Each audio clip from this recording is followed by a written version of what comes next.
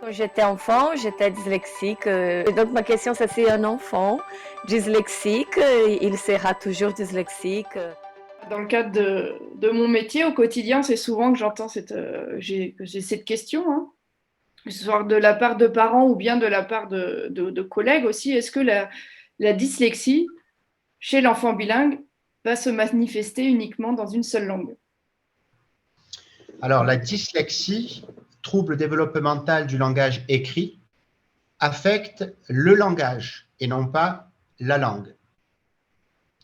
Lorsqu'un enfant est passé à l'écrit dans deux langues, c'est-à-dire qu'il a la maîtrise orale déjà des deux langues. Lorsqu'il est passé à l'écrit dans deux langues, si tant est que ça soit de façon équilibrée, donc dans le cadre d'un enseignement bilingue, la dyslexie étant un trouble de sa fonction langagière écrite, devrait se manifester dans les deux langues.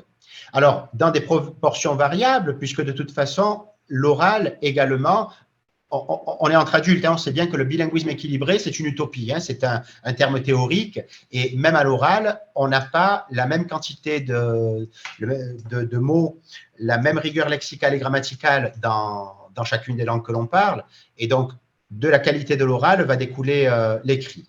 Mais si c'est la fonction langagière qui est affectée, théoriquement, dans les deux langues, on aura la symptomatologie de la dyslexie.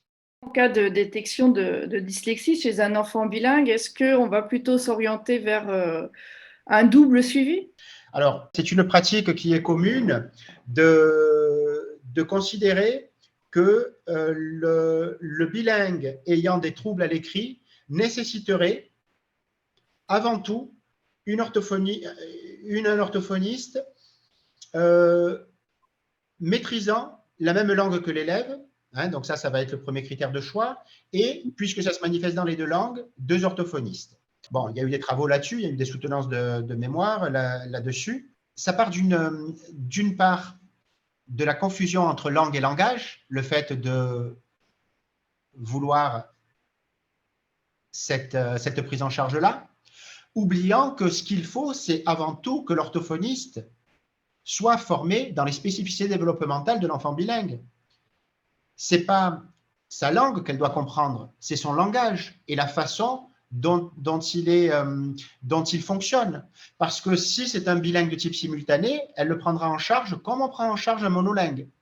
Si c'est un bilingue de type consécutif, il y aura des différences. Les idées reçues précitées, finalement, comprennent notamment le fait que le bilinguisme serait deux monolinguismes, et ce n'est pas du tout le cas.